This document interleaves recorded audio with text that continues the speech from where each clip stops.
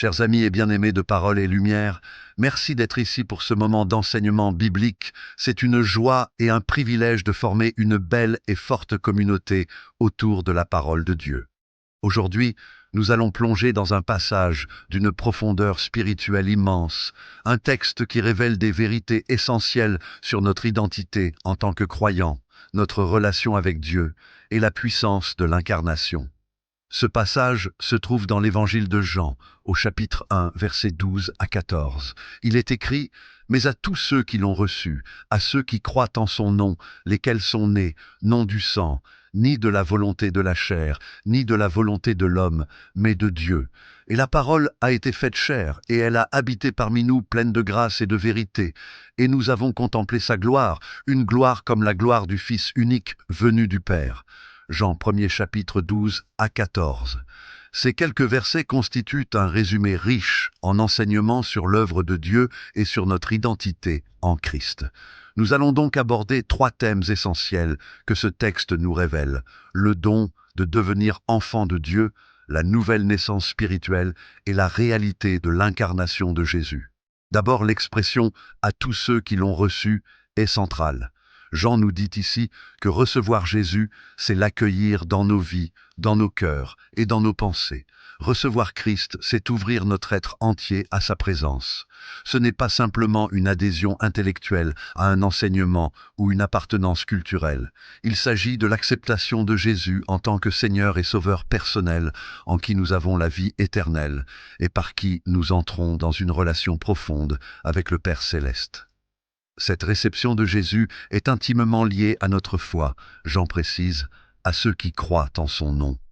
Croire en son nom signifie croire en tout ce que Jésus est et en tout ce qu'il représente, c'est-à-dire en son autorité, en son caractère et en sa mission rédemptrice. Ensuite, Jean écrit que elle a donné le pouvoir de devenir enfant de Dieu.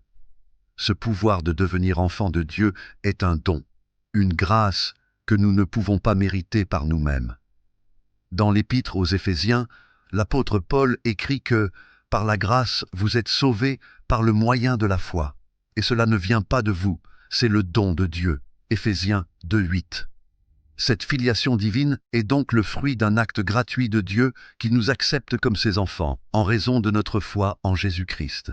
Il est merveilleux de savoir que nous avons été adoptés par Dieu lui-même, que nous ne sommes plus étrangers ou esclaves, mais des fils et des filles.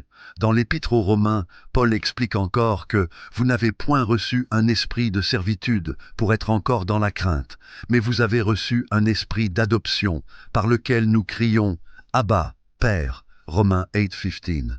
En devenant enfants de Dieu, nous entrons dans une relation de confiance et de proximité avec Dieu, comme un enfant avec son Père aimant. Dans le verset suivant, Jean insiste encore sur l'origine divine de cette nouvelle naissance, lesquels sont nés non du sang, ni de la volonté de la chair, ni de la volonté de l'homme, mais de Dieu. Jean veut ici souligner que cette nouvelle naissance ne dépend pas d'un lien de sang, ni d'une volonté humaine, ni d'aucune œuvre de la chair. La vie nouvelle que nous recevons est une œuvre exclusive de Dieu dans nos vies. Jésus explique à Nicodème dans Jean 3, 5 à 6 que « Si un homme ne naît d'eau et d'esprit, il ne peut entrer dans le royaume de Dieu. Ce qui est né de la chair est chair, et ce qui est né de l'esprit est esprit. » Cette nouvelle naissance est donc une naissance spirituelle, qui nous donne une nouvelle nature, une nouvelle identité. Nous ne sommes plus de simples créatures, mais des fils et des filles nés de l'Esprit de Dieu. Nous sommes appelés à vivre selon cette nouvelle identité, non plus selon les penchants de notre chair, mais en suivant l'Esprit qui habite en nous. Enfin, au verset 14, Jean déclare « La parole a été faite chair, et elle a habité parmi nous, pleine de grâce et de vérité. » Ce verset est l'un des plus profonds du Nouveau Testament, car il révèle le mystère de l'incarnation. La parole, c'est-à-dire Jésus-Christ, qui existait dès l'éternité avec le Père, est venu dans ce monde et s'est faite chair. Il a pris notre humanité pour que nous puissions avoir part à sa divinité. Dans Philippiens 2, 6 à 7, Paul décrit comment, existant en forme de Dieu, il n'a point regardé comme une proie à arracher d'être égal avec Dieu. Mais il s'est dépouillé lui-même en prenant une forme de serviteur, en devenant semblable aux hommes. Jésus est venu vivre parmi nous pleinement Dieu et pleinement homme pour révéler la grâce et la vérité de Dieu. Ainsi, nous comprenons que notre vie chrétienne, c'est bien plus qu'un ensemble de doctrines ou de valeurs.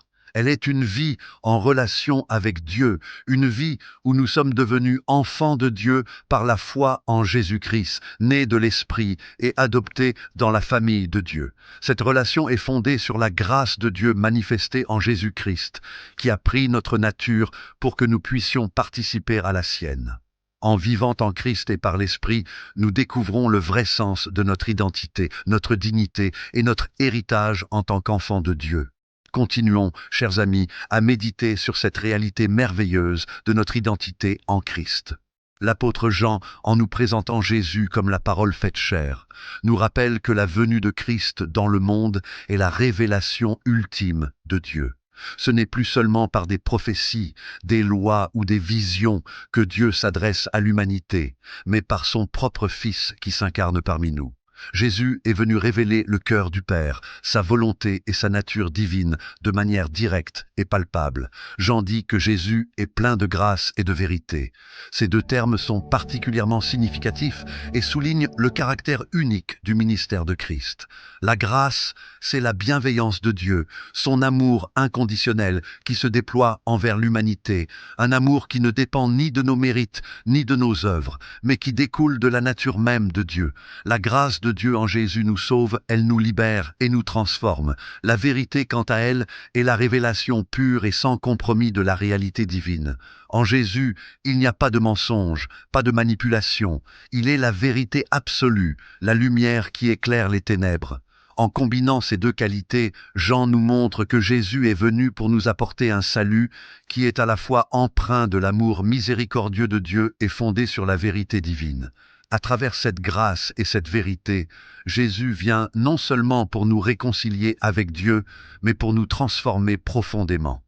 Dans 2 Corinthiens 5,17, Paul écrit « Si quelqu'un est en Christ, il est une nouvelle créature. Les choses anciennes sont passées.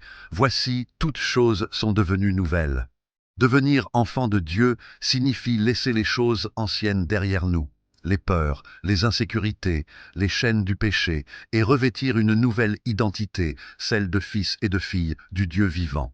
Par sa grâce, Jésus nous donne la force de renoncer à notre ancienne vie et de marcher dans une vie nouvelle, guidée par l'Esprit. Cette transformation est un processus, un chemin sur lequel nous avançons chaque jour en étant conduits par la vérité de Dieu et par sa grâce. Ce n'est pas une perfection immédiate, mais une croissance spirituelle, un apprentissage où nous laissons la parole de Dieu nous guider, nous éclairer et nous corriger. En devenant enfants de Dieu, nous sommes appelés à refléter son caractère, à aimer comme il aime, à pardonner comme il pardonne, et à marcher selon sa justice. Jean nous invite aussi à méditer sur la gloire de Dieu, qui se manifeste en Jésus.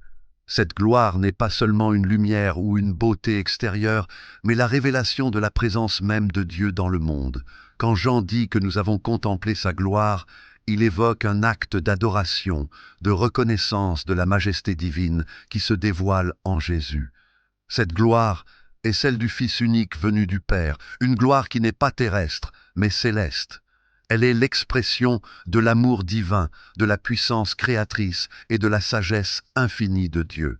Jésus nous invite à contempler cette gloire pour que nous puissions la refléter dans notre propre vie, pour que nous soyons transformés par la vision de Dieu lui-même.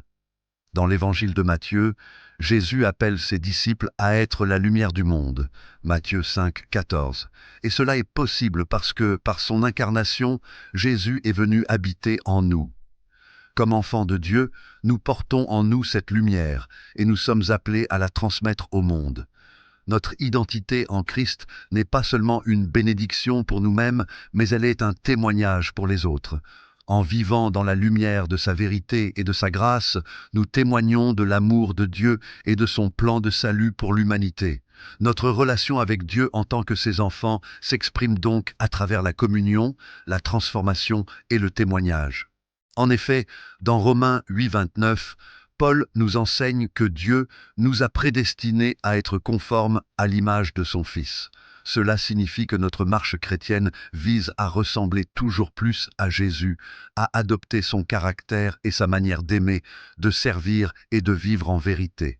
Cette transformation progressive est un travail de l'Esprit Saint qui agit en nous pour nous purifier, nous sanctifier et nous rendre semblables à Christ. Nous ne sommes pas seuls dans ce chemin. Le Saint-Esprit nous accompagne, il nous console, nous encourage et nous fortifie. Enfin, chers amis, notre appel en tant qu'enfants de Dieu nous pousse à vivre dans la foi, l'espérance et l'amour. Jean, dans sa première épître, résume cette identité en écrivant « Voyez quel amour le Père nous a témoigné pour que nous soyons appelés enfants de Dieu, et nous le sommes. » 1 John 3:1. Ce verset souligne la profondeur de l'amour de Dieu, un amour qui dépasse notre compréhension et qui nous appelle à répondre par une vie de foi et de dévotion. L'amour de Dieu pour nous en tant que ses enfants est un amour fidèle et éternel, un amour qui ne faiblit jamais, même lorsque nous faisons des erreurs ou des chutes.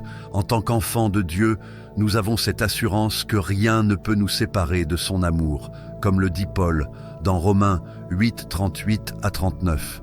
Vivre en tant qu'enfant de Dieu, c'est aussi accepter que notre vie est un but et une mission. Nous ne vivons plus pour nous-mêmes, mais pour celui qui nous a aimés et qui nous a appelés. Nous sommes ici pour porter du fruit, pour refléter sa gloire, pour aimer et servir. Jésus nous appelle à être le sel de la terre et la lumière du monde, et cela implique de vivre avec une conscience renouvelée, d'agir avec amour et de pardonner comme Christ nous a pardonné. Alors, mes chers frères et sœurs de parole et lumière, que cet enseignement vous encourage et vous inspire dans votre marche quotidienne. Vous êtes enfants de Dieu, vous avez été rachetés par la grâce et vous portez en vous la lumière de Christ. Vivez dans cette lumière, marchez dans cette vérité et laissez cette identité transformer chaque aspect de votre vie. Que le Seigneur vous bénisse abondamment et qu'il fasse rayonner sa face sur vous pour que vous puissiez à votre tour rayonner de sa gloire dans ce monde. Pour continuer sur ce chemin de réflexion et de méditation, revenons à cette identité d'enfant de Dieu que Jean nous présente avec tant de force et de clarté. En tant que fils et filles du Dieu vivant, nous sommes appelés à vivre différemment, car nous avons été marqués par sa lumière, transformés par sa grâce et remplis de son esprit. Cette transformation spirituelle que nous recevons par Jésus-Christ nous invite à une vie de communion avec Dieu. Mais elle implique aussi un engagement profond, vivre comme ses enfants dans un monde qui ne connaît pas encore cette lumière. Dans Jean 15:5, Jésus dit à ses disciples « Je suis le cep, vous êtes les sarments. Celui qui demeure en moi et en qui je demeure porte beaucoup de fruits, car sans moi, vous ne pouvez rien faire. » Être enfant de Dieu, c'est demeurer en Christ, rester attaché à lui, comme des sarments sont attachés au cep de la vigne. Ce lien de dépendance spirituelle avec Jésus est essentiel à notre identité et à notre mission. En demeurant en lui, en puisant notre force, notre sagesse et notre amour dans sa présence, nous sommes rendus capables de porter du fruit, des fruits de justice, de paix et d'amour. Ce ne sont pas des efforts humains, mais le fruit d'une vie en communion avec le Christ. Ainsi, chaque parole de bienveillance, chaque acte de miséricorde, chaque pardon que nous accordons témoigne de la vie de Dieu en nous. La discipline divine vise à nous purifier, à nous renforcer et à nous rapprocher de lui. Comme un père guide ses enfants pour leur apprendre la sagesse et la droiture, Dieu nous éduque pour que nous grandissions dans la foi. Parfois, cela signifie traverser des épreuves ou renoncer à certaines habitudes. Mais tout cela est pour notre bien, car Dieu désire que nous soyons conformés à l'image de son Fils. Être enfant de Dieu, c'est aussi prendre conscience de l'héritage qui nous est promis. Dans Romains 8:17, Paul nous rappelle que si nous sommes enfants, nous sommes aussi héritiers, héritiers de Dieu et co-héritiers de Christ. Cet héritage ne se limite pas aux bénédictions terrestres, mais englobe la vie éternelle, la communion avec Dieu et la plénitude de sa gloire. En tant que co-héritiers avec Christ, nous partageons sa victoire, sa justice et son règne. Nous avons cette espérance glorieuse que même au-delà de cette vie, nous serons dans la présence de Dieu pour l'éternité, où il essuiera toute larme de leurs yeux et la mort ne sera plus. Apocalypse 21:4. Je vous remercie encore, chers frères et sœurs de Parole et Lumière, pour votre engagement et votre désir de connaître Dieu plus intimement. Que cette vérité de votre identité en Christ vous accompagne et vous fortifie, et que la grâce et la paix de notre Seigneur Jésus soient avec vous tous, aujourd'hui et pour toujours.